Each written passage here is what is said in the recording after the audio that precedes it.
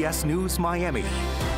Good afternoon, and thank you for joining us. I'm Najahe Sherman, and welcome to CBS News Miami's 4 p.m. Quickcast. Let's take a look at today's top stories. Starting with a live look outside. It was a nasty afternoon yesterday, but will we see the same today? Next, weather meteorologist Cindy Pressler joins us with the very latest. Hey, Cindy. It really depends on where you are located. Now, if you were in Palm Beach County, you'd say, oh my goodness, this is a terrible afternoon. We have thunderstorms up here, warnings. There's tons of lightning, but not so much this far south. We're getting a little bit of a break right now. I think these storms are going to wait just a bit. Just starting to see some development now in northern Broward County. That's crossing the line into Palm Beach. They're moving northeast at about 20. And then you see a line of storms that have developed out here in the Everglades, also moving northeast at 20.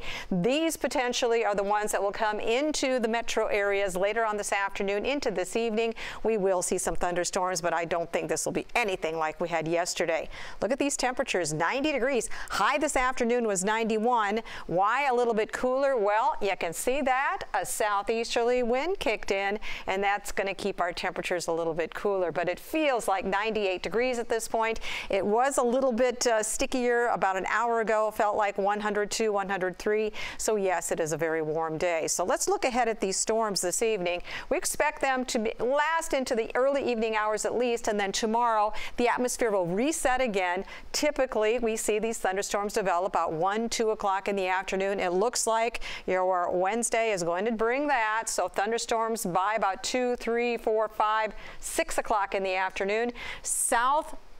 Southerly flow, so you got a lot of deep tropical moisture. Again on Thursday, same type of situation, more scattered showers and thunderstorms. We really don't see a big change here. As a matter of fact, our rain chances will be up just slightly as we head into the weekend. And by the way, tomorrow, at least a marginal risk. That's a low risk for severe weather, and that continues all the way down to about Kendall area. So we could see some gusty winds. That'll be the major threat or the primary threat tomorrow, but heavy downpours and of course flooding. When you get these storms that sit in one spot, you could see several inches in just a very short period of time. 4 to 6 p.m. looks like that's going to be the best chance for rain tomorrow afternoon, and then those rain chances go up as we head into the end of the week, into the weekend. Tropical storm Brett not looking too healthy today, so the National Hurricane Center is kind of pulling this down a bit, not expecting this to become a hurricane now. Stays to the south, so this is no threat to South Florida. As a matter of fact, it looks like by the time it gets into the Caribbean, it's going to run into some wind, so this is probably going to get sheared. And then there's another system just behind it, another wave. This one has the potential to develop into a tropical depression or a tropical storm. If it does, its name would be Cindy, so we're going to watch that one as well. So your forecast, we're expecting temperatures to stay very, very hot, highs in the lower 90s, and a chance for rain all the way into next week. All right, thank you, Cindy. Chief Meteorologist and Hurricane Specialist Ivan Cabrera will be here starting at 5. He's going to be tracking storms and activity in the tropics. Police swarmed an area earlier today searching for clues into a triple shooting. CBS News Miami's Nicole Lauren was in North Miami Beach with the latest. Well, we know the shooting happened right here inside of a home behind me. Police still have this area sealed off with crime scene tape as they continue their investigation. Estamos en shock. An aunt and an uncle stunned after learning their 27-year-old nephew was shot and killed here this morning. The tragedy leaving both speechless at the scene, still guarded by police. I don't know. He's a good boy. The uncle telling us his nephew seemed to stay out of trouble. He's a really good kid, no fight with nobody, I don't know. He didn't bother or fight anyone, he said, and now they want answers as to what unfolded here overnight. All police could tell us is the shooting left 2 people dead and 1 in critical condition, and that it happened inside of a home right here on Northeast 170th Street and Northeast 16th Avenue. We watched from Chopper 4 as one man was getting photos taken of the bottom of his shoes. We also saw 2 men being questioned by police earlier this morning. How they are involved is still unclear, but one thing is for certain, neighbors say sites like this aren't common around here. I just walked out like if I was going to work like a normal day, and I saw this happen, and then they told me what happened, and I was like, you know, somebody had been shot and that they passed. So I was like, what? Because this never happens here, never. North Miami Beach police tell us there's still a lot to process at this scene. As of right now, there's still no word on any arrests. In North Miami Beach, Nicole Lawrence, CBS News, Miami. A woman accused of attempted second-degree murder was in bond court today. 37-year-old Monica Santos was arrested for a shooting that sent 2 people to the hospital. It happened in the 7300 block of Collins Avenue last night. Witnesses told police they saw Santos near a bakery when she began shooting towards people. The judge has set her bond at more than $100,000. The organization Feeding South Florida is known for offering a helping hand to families facing food insecurity. But now the local nonprofit says it's the one who needs help. It says they are experiencing a $500,000 deficit in purchased food.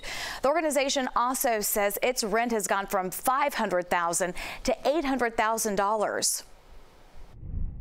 Families are coming to us more frequently, which means that they're asking for a lot more food, and we're providing as much as we possibly can. Unfortunately, donations have been down, so we've gone out and had to purchase almost $3 million worth of food over the last 4 months.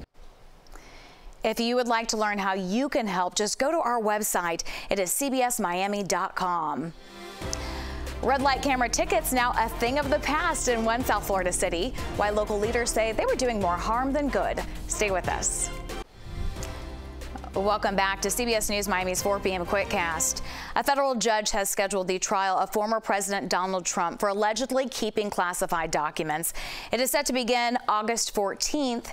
Experts believe the case will not begin so quickly. His defense is expected to request a delay.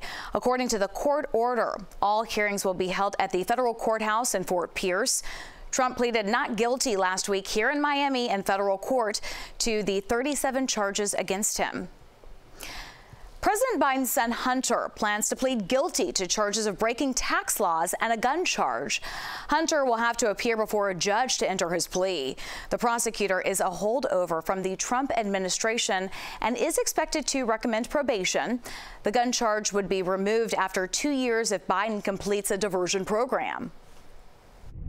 I don't think it will quiet the critics, and I think that we will continue to see that the House will hold hearings. Former President Trump weighed in on the plea deal after his own indictment last week, comparing it to a traffic ticket.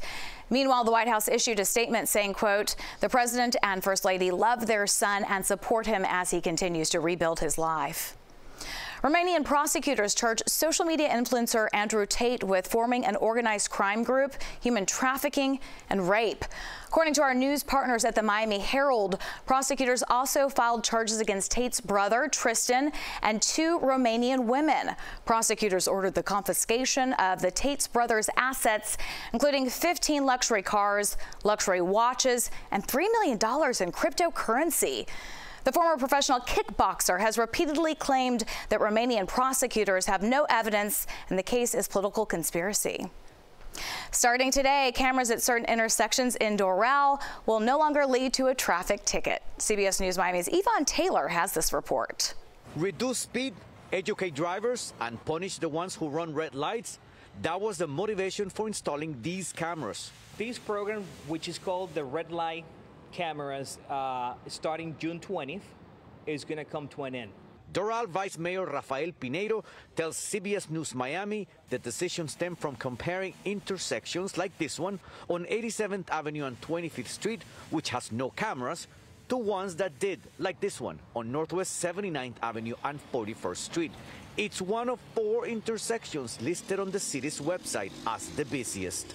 We have more car accidents in these 4 intersections than any other intersection in the city. A lot of the drivers, before they were passing by these intersections, they were scared every time that you had the yellow light before the red light, and they used to actually stop the car suddenly. Last month, Vice Mayor Pineiro sent this memo to the City Council saying many studies have shown that red light cameras increase the number of rear-end collisions. The majority of the council approved the repealing of the program. For some drivers, this is music to their ears. I think that's a great idea. I think we should keep that up. And sometimes it's very unfair that you get a ticket here, you get another ticket over there. By the end of the day, you spend all your salary in tickets. Jonathan Torres, who lives in Doral, disagrees. Because many people disregard traffic lights. I like the cameras issuing tickets, he said. And let's not forget the economics. So how much money was the city getting from these traffic violations? Last year, we received over $600,000. And that was CBS News Miami's Yvonne Taylor reporting in Doral. The program is officially in effect today, so cameras will continue in the city, but for other purposes, not to issue traffic citations. The power of CBS News and the CBS News Miami stream are always at your fingertips. We're on Pluto TV, and the best part, it's all free. Or you can find us on your favorite streaming device with the CBS News app, then click CBS News Miami. That's your Quickcast. I'm Najahe Sherman. Stay tuned for more news right here on CBS News Miami.